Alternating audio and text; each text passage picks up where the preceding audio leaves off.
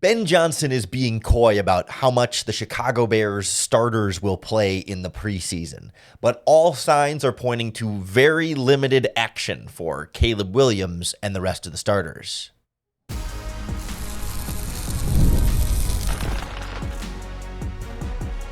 You are Locked On Bears, your daily Chicago Bears podcast. Part of the Locked On Podcast Network, your team every day. This is Locked On Bears, and I'm your host, Lauren Cox. I'm here to bring you your daily, in-depth Chicago Bears news and analysis. You can follow me on Twitter at CoxSports1, and you can follow the podcast at Locked On Bears on TikTok, Instagram, Facebook, Twitter, and the Locked On Bears YouTube channel, where you can keep up with all of our video podcasts as well. Thanks for making Locked On Bears your first listen today. We're part of the Locked On Podcast Network, your team every day. On the show today, I want to go through the case for and against playing the Chicago Bears starters extensively this preseason. Of course, like within reason, but first we'll talk about why it would make a lot of sense for, especially in this first year under Ben Johnson and Dennis Allen, everybody learning a new system, it might make a lot of sense to play these guys a bit more in the preseason than you might in other seasons once they're a little bit more experienced. On the other hand, it might make sense to sit them and rest them and say, hey, the preseason reps don't matter all that much anyway, so why bother risking injury, and get those backups out there so you can really see what you've got from the rest of your roster. And then we'll wrap up with some quotes from Ben Johnson, some video from him about what his plan is and how his tone on that has changed a little bit throughout training camp practice. And we'll look at what he did with his offense when he was with the Detroit Lions to get some clues as to what might happen with the Chicago Bears this year. But let's start with the argument in favor of playing in the preseason. I think there's a growing sentiment among Chicago Bears fans of like, hey, we want to see these guys out there, not only because it's more entertaining, but because this feels like what might be in the best interest of the team. This is a younger roster that is learning Ben Johnson's offense on one side of the ball and learning Dennis Allen's defense on the other side of the ball. And like even the most experienced veteran players on the roster could benefit from some added opportunities to be out on the field working extra reps. Like every rep you get in a preseason game is just bonus opportunity. It's an extra practice. And it feels like this Bears team could use as many practices and reps and opportunities as they possibly could to get as comfortable as they can with the system and with what the coaches are going to ask them of, but then also just like getting more comfortable with each other.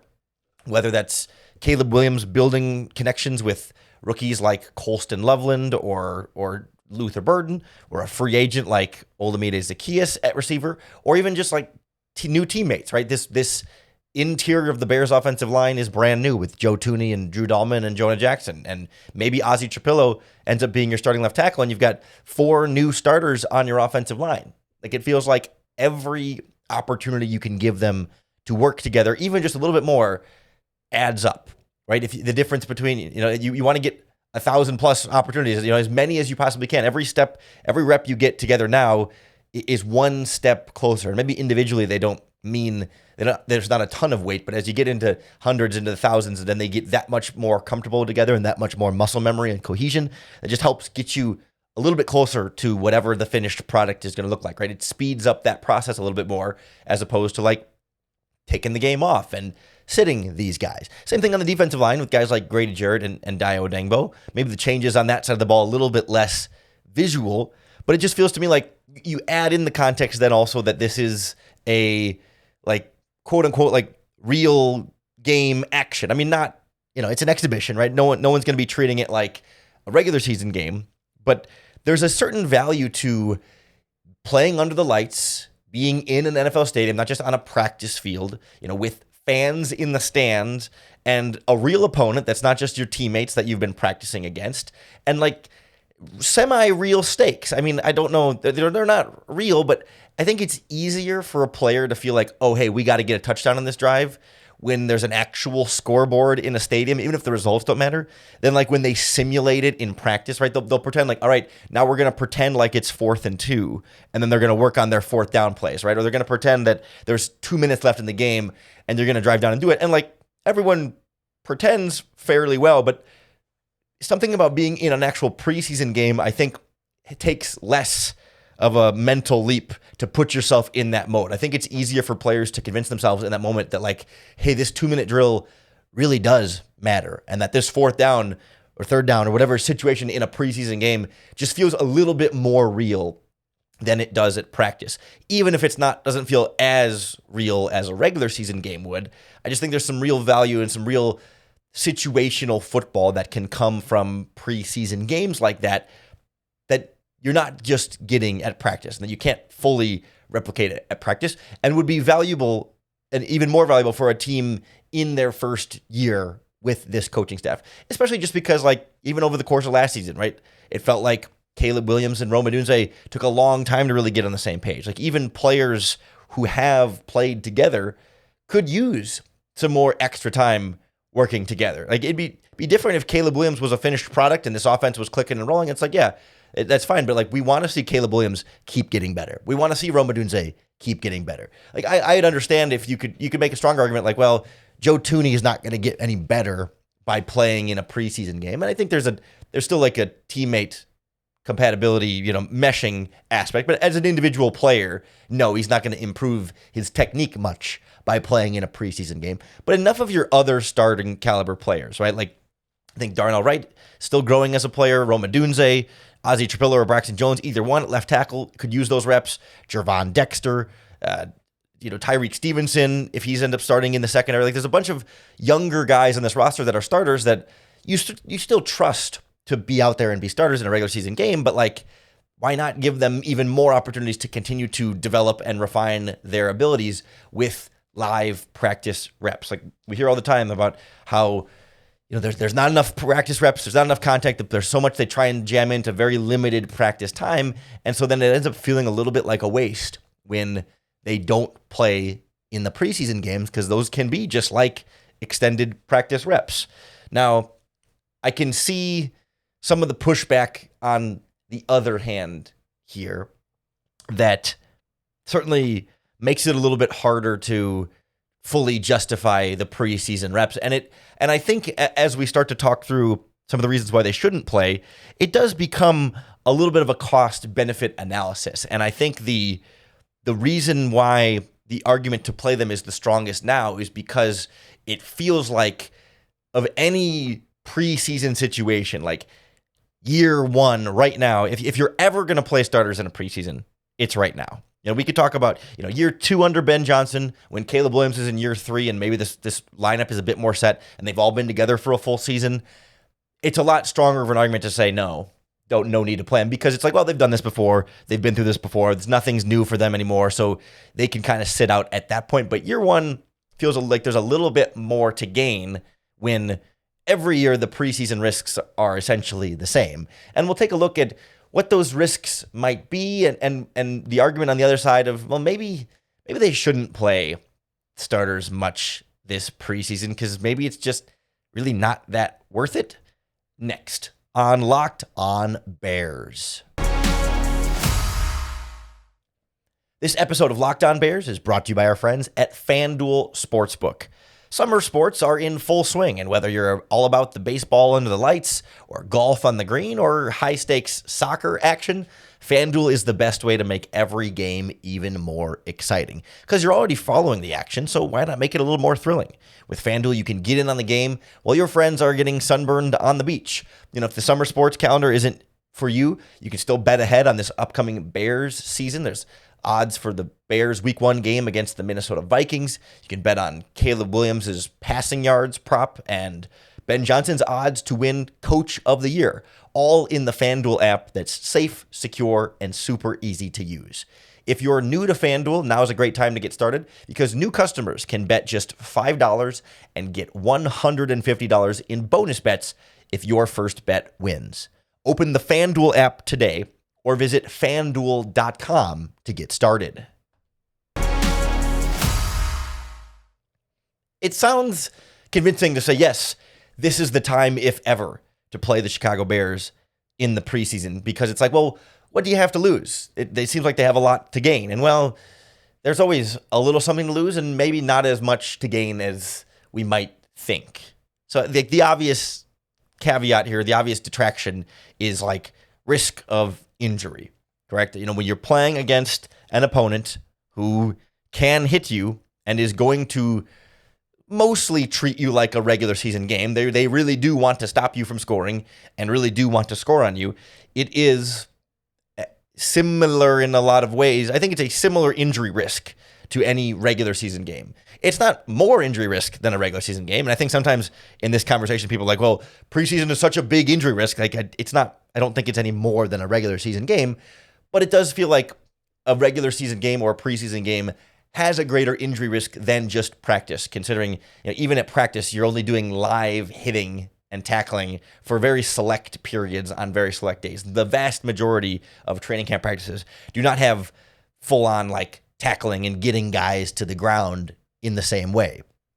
And so that exposure to injury is a real risk when there's nothing you're actually playing for, right? The outcome of the game does not matter. And so it becomes that cost-benefit analysis of like, how much are you and how comfortable are you with risking the potential injury of an important player in a game that doesn't matter? Because of course, like, you play everyone in the regular season because winning is so important that you accept the risk that anybody could get hurt in any regular season game, but like, it's worth it because we need to win every game that we can. So it's not even a second thought about players being at risk for injury because the outcome is the goal that everyone is collectively working towards. But we don't have that same incentive for a preseason game. Like, so if you're hurt in a preseason game, it wasn't in pursuit of winning. It was just in pursuit of, at best, personal player development, and is a little bit more player development worth the potential for an injury. And of course, you can't predict injury happening in preseason. Like, we don't know. There's not like numbers that you can calculate. I mean, you can sort of you can try and look league wide at injuries and try and predict like a rate, but like for any individual player, there's no predicting how risky playing in a preseason game might be for them. But it sure is easy to see like, oh man, X, Y, or Z player goes down with severe injury. And it's like, boy, I guess it really wasn't worth having them out there to the preseason game. Like, did they really, really need to be out there? Were they really actually gaining that much from playing in a preseason game? And for a lot of backups and third stringers, they're fighting for their jobs. It's absolutely worth it for them to be out there. Like, they have an incentive that the starters don't have as much of an incentive, right? Because they're not winning any games. They're just trying to maybe fine tune a few things. The second and third stringers' incentive is, I got to win my job. My next paycheck depends on me playing well in this preseason game. So the injury risk is obviously much less of a concern for them, even if it's the same amount of risk, but just the cost benefit is much, much higher for them to be out there. But for the starters, it's like, how much does Caleb Williams truly benefit from 30 more plays even? Like, if they play the first half of a preseason game, maybe he's on the field for 30 offensive plays. Even that might be a little bit generous. Is 30 more reps going to be the difference between Caleb Williams being the Bears franchise quarterback and Caleb Williams being some sort of failure and bust? Absolutely not. Is 30 more practice reps going to be the difference between winning 12 games this season and winning 6 games this season?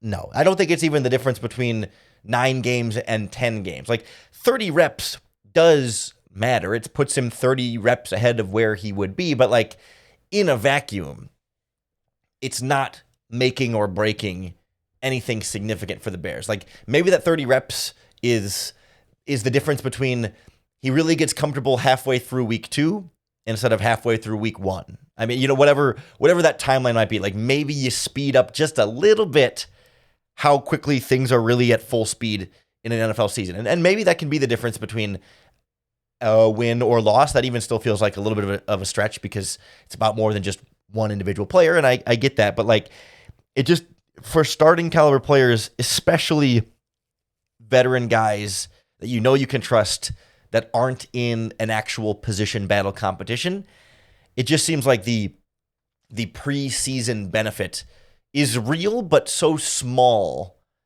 that an elevated injury risk of being out there for significant snaps really doesn't seem worth it. Now, I think there's levels to this when we talk about like playing your starters, right? Like if rookie second round pick Ozzie Trapillo is going to be a starting left tackle for you, hypothetically, like he might be a starter that's worth playing because he's a literal rookie and needs the playing time. If Luther Burden is going to be a quote-unquote starting wide receiver, like he missed so much of the offseason that it might be worth having him out there. Same with Colston Loveland, right? They missed all of OTAs and minicamp and even some of the rookie minicamp stuff. Those guys that are starters, quote-unquote, but miss a lot of time, like might be more beneficial to them that they need a little extra catch-up. Whereas, like, Joe Thuney, it's really hard for me to find a reason to say Joe Thuney should play in these preseason games. I mean, I know it's about getting used to the guys next to you, but like this is a 10-year, 3-time Pro Bowler pro veteran. Like he'll be fine without any preseason reps. And same for guys like, TJ Edwards and Kevin Byard and Montez Sweat. So then it's like, do you do like a piecemealed starting lineup where, okay, maybe you don't play Caleb, but you do play Loveland, and you do play Burden, and you do play Ozzie, but then you got your backup left guard, and then are you getting the same benefit? Like, isn't the benefit of playing the starters is like the true guys that are going to be out there getting a chance to really work together as a group, and it's the group dynamics more so than like the individual players' reps on the field. Like there's some individual benefit, but more of the benefit is like, hey, everyone gets to sort of practice together what a regular season game environment's going to be like. But then if you're taking guys out, then you're not building that receiver quarterback connection, or you're not building that offensive line cohesion because it's a different offensive line lineup out there. So then how much are these guys really benefiting from a starting offense or starting defense standpoint? Like you start to sort of piece together and say, yeah, maybe there's not that much incentive to play these guys much at all in the preseason. So then where does that leave Ben Johnson, right? You can sort of see value in playing them. You can see value in sitting them. And Ben Johnson himself has not really come out and been direct about what he's going to do. But I think he has hinted along the way what his preference might be. And that doesn't mean it won't change, but I think he's guided us towards where his thinking might be. And then I think when you look back at how his Detroit Lions handled it in the past, that's further evidence in one direction as well. So we'll try and predict exactly what the Bears' preseason plan might look like and why I really don't think we're going to see much of the Bears starters this preseason next on Locked On Bears. This episode of Locked On Bears is presented by Yahoo Fantasy. It's the best time of the year. NFL kickoff is almost here, and that means fantasy football season is back in full swing. And this year, Yahoo Fantasy is turning things up with a fantasy football experience like never before. I play on Yahoo Fantasy, and you should too. Whether it's your first time or you're a veteran who's making your 1,000th league. To celebrate 28 years of fantasy football greatness, Yahoo Fantasy is dropping 28 big new features over 28 days throughout the month of August. To kick it off, they just dropped Yahoo Fantasy Guillotine Leagues. It's a killer new way to play fantasy football on Yahoo, where each week the lowest scoring team in the league gets eliminated until there's only one team left standing. With the season around the corner, now's the time to get your league together and give this new game mode a try. Or if you're more into the classics, you can always still play in head-to-head private leagues or join one of Yahoo's public leagues. Stay tuned for more killer announcements and start playing Yahoo Fantasy Football now at yahoofantasy.com/lockedonnfl. So Ben Johnson still won't announce definitively what he's going to do in these preseason games. But I think everything we've heard from him so far and everything we've seen from him so far points to the idea that we will see very, very little of the Bears starters. And if I had to sort of summarize it quickly, I would say I predict, like my official Lauren Cox, a Locked On Bears prediction, which doesn't mean very much, is that we will see Caleb Williams and the starters for a drive or two in maybe the first preseason game against the Dolphins. One of the preseason games, the starters will play a couple of drives, and then we won't see them the rest of the preseason. And I think for Ben Johnson, what he'll want to do is have them go through what an actual game preparation would feel like. Right? Get practice with getting dressed in the locker room, warming up before the game, going out there for the first drive, right? Just as a dress rehearsal of like, do the actual game stuff, start a game, begin a real game at Soldier Field, just to do it once before the regular season, play a drive or two, and then we're done. That's basically how he had handled it with the Detroit Lions. In his first season as offensive coordinator, Jared Goff and the starters played about 10 to 15 snaps in their first preseason game. Then they didn't play at all over the remaining preseason games. And in the years that followed, Jared Goff did not play any preseason the last 2 seasons. So, like for Goff specifically, right? Not in the same spot as Caleb Williams in their careers, but like for the Lions quarterback, first preseason with Ben Johnson, played a little bit in the first game, and then never played in the preseason ever again under Ben Johnson. And that's also under Dan Campbell, right? So there's no guarantee that Ben Johnson's going to do the exact same things in Chicago that he did in Detroit. Different rosters, different stages of team building process. He's the head coach, not just doing what Dan Campbell wants, right? So that's not to say that the Bears are guaranteed to take that exact same approach, but I think Ben Johnson has hinted at this all along throughout training camp so far that this might be the direction they want to go. So I want to play for you now a clip, actually 2 clips of Ben Johnson. And the first one is going to be short, and the second one is going to be slightly longer. But you're going to hear his first answer is from July 22nd at the introductory press conference for the start of training camp. He was kind of asked, like, what's the plan with preseason? And he said pretty straight outright, like, he cares more about the joint practices than the preseason games. Then after that, he jumps right into a second clip from Tuesday, August 5th, when he was asked again about the plan for the preseason. And he seemed to be a little bit more coy about it, but I think the theme is still there. Like this, listen, you can decide for yourself, but this to me sounds like a head coach who's not planning on playing his starters that much, assuming things go as expected in the joint practices. I don't know what's been done in the past. Like I said, I'm going to take a lot of weight into these joint practices. That's our initial plan, and we'll see how much we play guys over the course of the preseason games. Just because you play in the preseason, sometimes you take reps away from what you'd like to do before or after the game, going into the game or coming out of the game. And so we've been very strategic with trying to maximize our reps. We felt like offensively, defensively, the amount of reps that we're getting is really what we need right now as a team, so that we're learning and we're growing. And, maybe those are out on the grass under the lights. Maybe those are in a practice setting. So that's what we'll come to a decision as a staff on. That sounds to me like as long as the players show the right amount of effort and execute well and don't make a bunch of mistakes at this joint practice with the Dolphins on Friday, then he's not going to feel a lot of urgency to get them out there in that first preseason game.